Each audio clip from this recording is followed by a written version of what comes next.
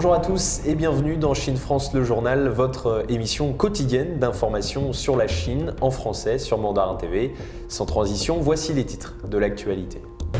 12 zones désignées à risque moyen en Chine alors que les autorités s'efforcent de contenir 2 mini-foyers du coronavirus, de nouveaux cas qui font craindre un retour de virus. Taïwan signale un record de 206 nouveaux cas de Covid-19 en une journée. Les autorités ont annoncé une suspension de 2 semaines de tout rassemblement.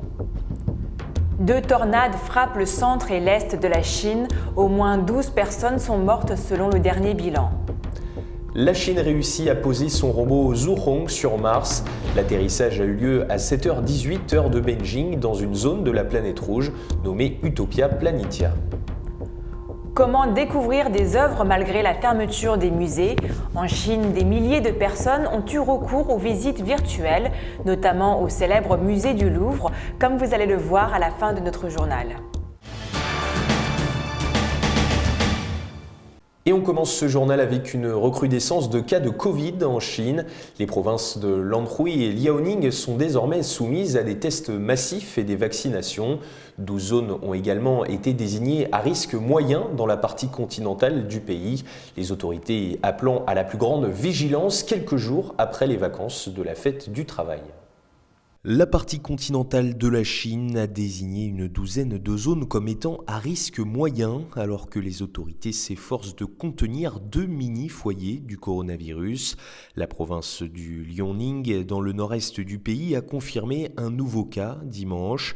La Commission nationale de la santé y a envoyé des experts pour superviser la situation sur place et les écoles et collèges sont fermés. Dans la province orientale de Lanhui, la ville de Luan a confirmé 2 nouveaux cas dimanche, ce qui portait à la mi-journée à 6 le nombre de cas confirmés.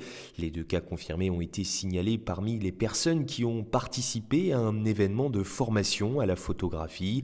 Tous les habitants de la ville ont maintenant été testés lors d'une première série de tests. La Chine n'a pas connu d'infection locale depuis le mois d'avril. Les nouveaux cas ont engendré des craintes d'un retour du virus. Il y a 2 semaines, les vacances de 5 jours de la fête du travail ont vu les routes, les hôtels et les destinations touristiques prises d'assaut. Selon des experts, ces nouveaux cas montrent qu'il est crucial que chacun demeure vigilant et se fasse vacciner. Il n'y a pas que dans la partie continentale que les cas augmentent. En effet, Taïwan a signalé un record de 206 nouveaux cas de Covid-19 en une journée dimanche. Les autorités ont annoncé la fermeture des bars, restaurants et interdit tout rassemblement.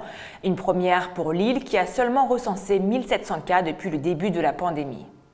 Taïwan a signalé un record quotidien de 206 infections le 16 mai dernier, dont 26 confirmations supplémentaires par rapport aux 180 de samedi. L'île a élevé son niveau d'alerte relatif à la pandémie de Covid-19 à Taipei et la zone voisine. Les autorités ont annoncé une suspension de 2 semaines de tout rassemblement.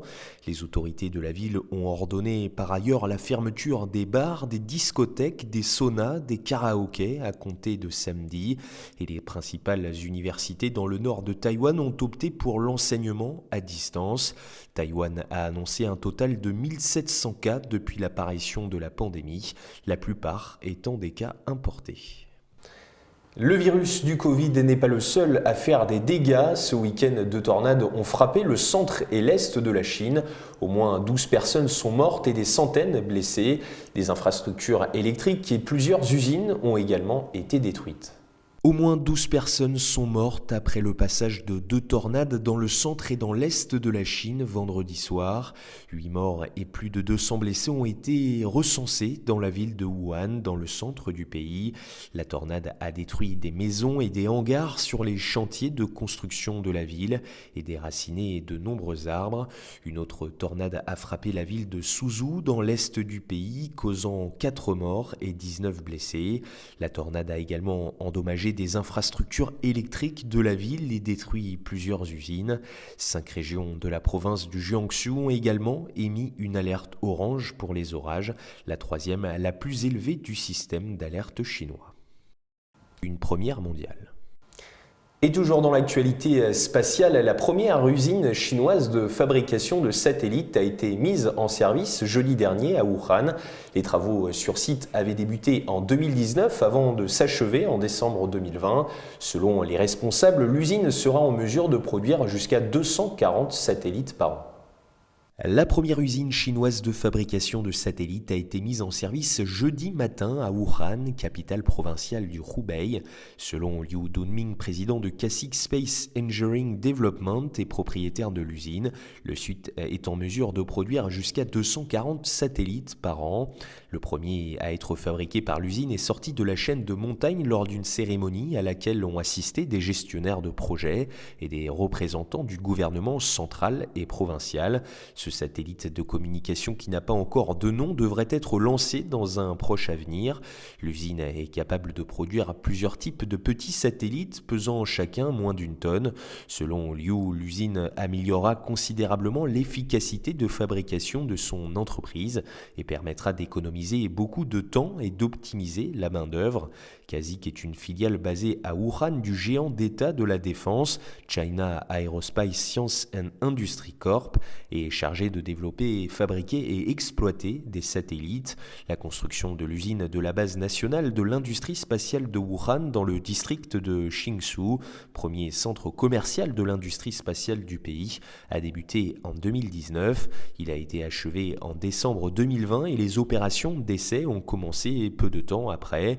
En plus de l'usine de satellites, China Aerospace Science and Industry Corp a également construit un complexe de fabrication pour ses fusées porte-avions de la série Kaizhou à la base de l'industrie spatiale commerciale de 68,8 km². L'usine de fusée a commencé les opérations de première phase avec une capacité de production initiale de 20 fusées de la série Kaizhou par an. Se rendre au musée du Louvre ou au musée d'Orsay, malgré les restrictions sanitaires, est possible même depuis la Chine. Durant cette période difficile pour le monde de la culture, des milliers de personnes ont eu recours aux visites virtuelles, un moyen de découvrir ou redécouvrir des chefs-d'œuvre en attendant la réouverture. Alors que la pandémie de Covid-19 a gravement porté atteinte aux voyages internationaux, les touristes chinois potentiels ont quand même réussi à avoir un aperçu de l'emblématique musée du Louvre en France via leur téléphone portable. Le système de visite virtuelle de l'année dernière a ainsi permis à près de 400 000 spectateurs en ligne de découvrir les célèbres chefs-d'œuvre du musée d'art, tels que la Vénus de Milo, la Joconde ainsi que des zones interdites au grand public. La visite de 2 heures était co-animée par Cécile Réverdy, une guide touristique française qui a appris le chinois dans les années 1980 et qui au cours de ces 25 dernières années a effectué d'innombrables visites en chinois à travers les sites parisiens via des voyages hors ligne.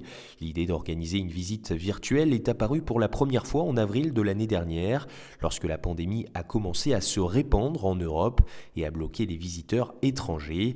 Soutenue par Fliggy, la branche touristique en ligne d'Alibaba, groupe holding, Cécile Réverdy a échantillonné des visiteurs en direct avec des dirigeants de musées.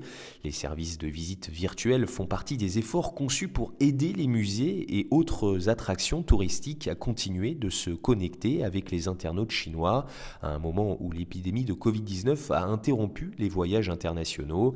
Les sessions de diffusion en direct de Cécile Réverdy au château de Versailles et au musée d'Orsay ont attiré respectivement 100 000 et 570 000 téléspectateurs.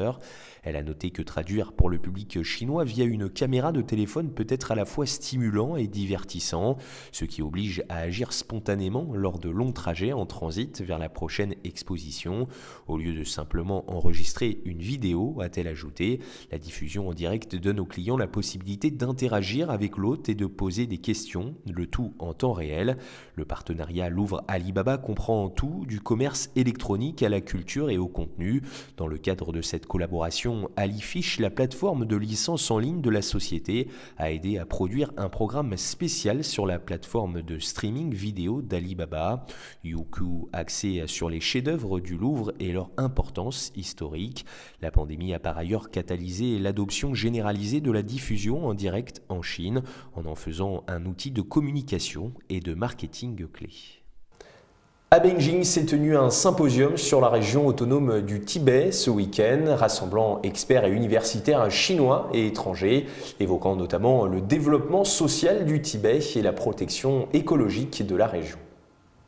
Des experts et des universitaires chinois et étrangers se sont réunis à Beijing pour un symposium sur la région autonome du Tibet. L'événement avait pour thème paix et développement alors que cette année est célébré le 70e anniversaire de la libération du Tibet. Les experts et universitaires ont débattu de 4 sujets principaux lors du symposium de dimanche: le développement social du Tibet, la coordination régionale himalayenne et le patrimoine culturel, mais également la protection écologique sur le plateau Qinghai Tibet et l'histoire de la linguistique tibétaine. Organisé par l'Académie chinoise des sciences sociales, le symposium est une plateforme importante pour la communication académique, car de plus en plus d'universitaires concentrent leurs études sur le Tibet. Le Tibet lui-même a des caractéristiques uniques, c'est le château d'eau du monde et il a une grande influence sur le climat mondial et l'environnement écologique. C'est pourquoi de plus en plus d'écologistes, de climatologues, de géographes et d'autres scientifiques étudie le Tibet, a déclaré Ding Zai, professeur de l'Institut d'ethnologie et d'anthropologie de l'Académie chinoise des sciences sociales. Ayant étudié le développement du Tibet pendant des années, le professeur dit que de grands changements se sont produits au Tibet depuis 1951. Le Tibet est le seul endroit en Chine où la région dans son intégralité avait fixé comme objectif de se débarrasser de l'extrême pauvreté. En 2019, la région a éliminé l'extrême pauvreté, ce qui est une réalisation remarquable. Le peuple tibétain bénéficie également de la modernisation avec les services publics et les infrastructures, par exemple, a ajouté Ting Sai, Wuxi, professeur de l'Institut des droits de l'homme relevant de l'Université des sciences politiques et du droit du Sud-Ouest, a déclaré de son côté que lorsqu'il parle du Tibet, de nombreux médias étrangers ont une perspective biaisée, en particulier lorsqu'il parle de questions relatives aux droits de l'homme. Il a souligné que l'amélioration de la vie des Tibétains et la préservation de la culture tibétaine concernent la protection des droits de l'homme dans la région. Par exemple, l'espérance de vie moyenne au Tibet était d'environ 40 ans en 1951, mais maintenant elle a augmenté et correspond à la plupart des régions du pays, qui est d'environ 70 ans. C'est la fin de notre journal. Merci à tous de nous avoir suivis. Et n'oubliez pas de vous abonner à notre chaîne YouTube et de cliquer sur la petite cloche en bas à droite de notre vidéo pour ne rien rater des dernières nouveautés de Mandarin TV. Très belle journée ou très belle soirée à tous sur Mandarin TV.